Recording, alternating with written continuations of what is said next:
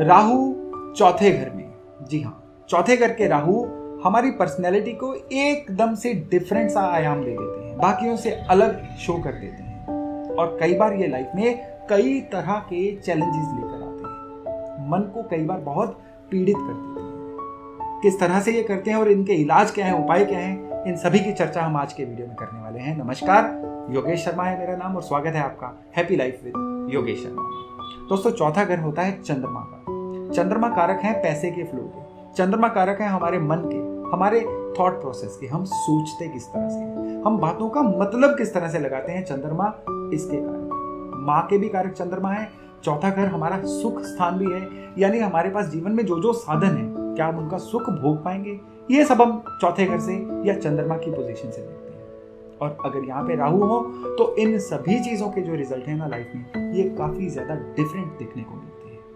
अगर यहाँ पे चंद्रमा सही होंगे तो फिर तो ये जो इंसान है ना, खूब बड़ी सोच वाला इंसान है। इसका अपनी वाणी पे, अपने शब्दों पे खूब अच्छे वाला कंट्रोल होगा।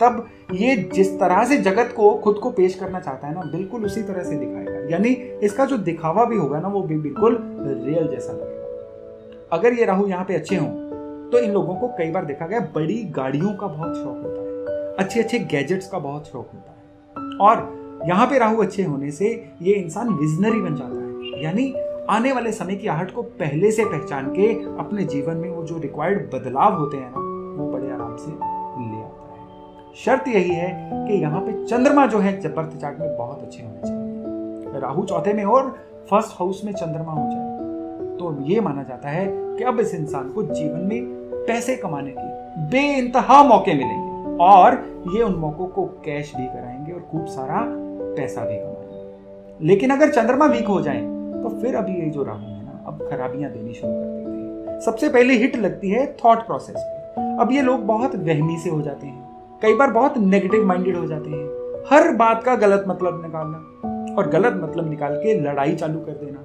फिर इनके ये निशानियां बननी शुरू हो जाती है। कई बार देखा गया है कि ये एक काम में मन ही नहीं लगता इनका, काम पे काम बदलते चले जाते हैं, इनके प्रोफेशंस चेंज होते चले जाते हैं और कोई भी प्रोफेशन इनको सूट नहीं करता है।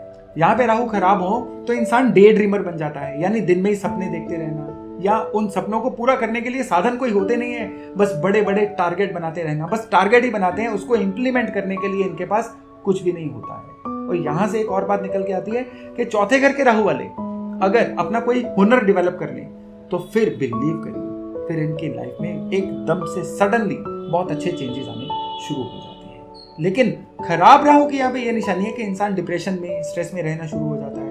और स्पेशली क्योंकि चंद्रमा माँ का कारक है, देखा गया कि इनके मदर को, इनकी माँ को भी काफी स्ट्रेस, एंग्जाइटी, डिप्रेशन, इस तरह की समस्याएं जो हैं वो हो जाती हैं। अब चौथे घर में राहु है ना, तो अगर चलते चलते वर्षफल में भी राहु चौथे घर में ही आ जाए, उस साल में इन लोगों को टॉयलेट तुड़वाना बहुत बुरी तरह से मना होता है। ना ही ये छत को चेंज करवाएं और ना ही टॉयलेट चेंज करवाएं। ऐसा करने से इनकी लाइफ में बहुत ज्यादा बुरे घटनाक्रम होने शुरू हो जाते हैं। और वो घटनाक्रम किस तरह के होते हैं, बर्थ चार्ट में अब जहां पे भी शनि होगा ना, उस घर से संबंधित दिक्कतें इनको आनी शुरू हो जाएंगी। जैसे कि अब चौथे घर में राहु वर्चुअल में भी चलते चलते आ गया और इन्होंने टॉयलेट चेंज करवा दिया, और शनि है उस समय छठे घर में।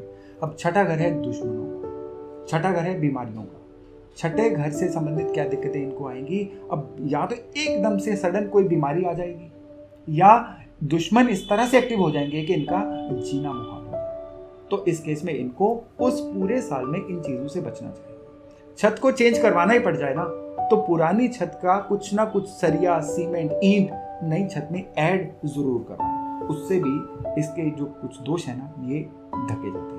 चौथे घर में राहु वालों को सीढ़ियों के नीचे कोई स्टोर, किचन बनाना पूरी तरह से मना होता है, इससे भी इनके रिजल्ट्स जो हैं खराब होते हैं। देखिए, fourth house north east corner है घर का, और यहाँ पे अगर राहु हो तो नॉर्थ ईस्ट में नॉर्मली इनके कबाड़ मिलता है। नॉर्थ ईस्ट में राहु की जैसे टॉयलेट वगैरह ऐसी चीजें देखने को मिलती हैं, और अगर ये मिल जाए तो ये राहु जो हैं एकदम से पॉइजनस हो जाते हैं।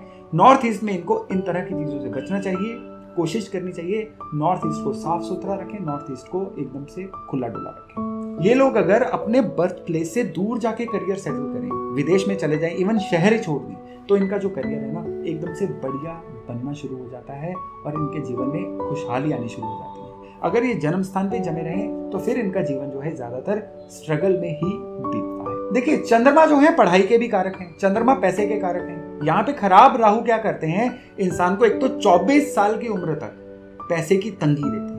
इसके अलावा कई बार देखा गया है कि या तो इनकी पढ़ाई पूरी नहीं होती या बहुत डिस्टर्बेंस के साथ, बहुत ही विघ्न के साथ इनकी पढ़ाई पूरी होती है। अब अगर पैसे की दिक्कत आ रही है और राहु चौथे घर में है तो इनको 400 ग्राम सूखा धनिया जो है उसको जल प्रवाह करना चाहिए। सूखा धनिया क्यों? क्योंकि चौथे घर में बृहस्पति उच्च के होते हैं। सूखा धनिया बृहस्पति की चीज है।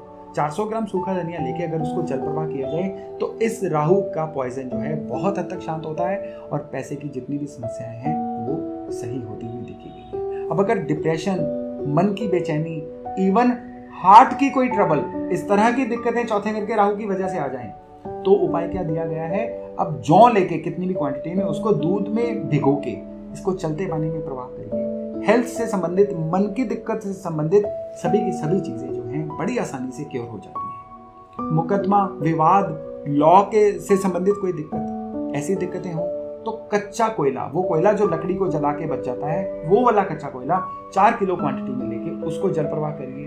ये तमाम दिक्कतें जो हैं सही होनी शुरू हो जाती हैं। अगर आपको चौथे घर के राहु से संबंधित कोई भी दिक्कत आ रही है और इससे मैच कर रही है ना, मुझे कमेंट सेक्शन में कमेंट करके जरूर बताइएगा, क्योंकि अभी ये जो उपाय हैं इन चीज़ों में आपकी बहुत ज़्यादा मदद करने वाले हैं। और अगर आप एस्ट्रो वास्तु के लेटेस्ट अपडेट्स चाहते हैं ना, तो मेरा Instagram channel Yogesh Sharma astrology, इसको जरूर फॉलो करिए, क्योंकि इस पे निरंतर आपको लगातार एस्ट्रोलॉजी और वास्तु के लेटेस्ट अपडेट्स मिलते हैं। तो चौथे घर के राहु का विवरण यहीं तक था। 5वें घर में राहु क्या कहते हैं उसके बारे में चर्चा करेंगे हम अगले वीडियो में। तब तक अपना खूब ध्यान रखिएगा। बहुत जल्द मिलते हैं। नमस्कार।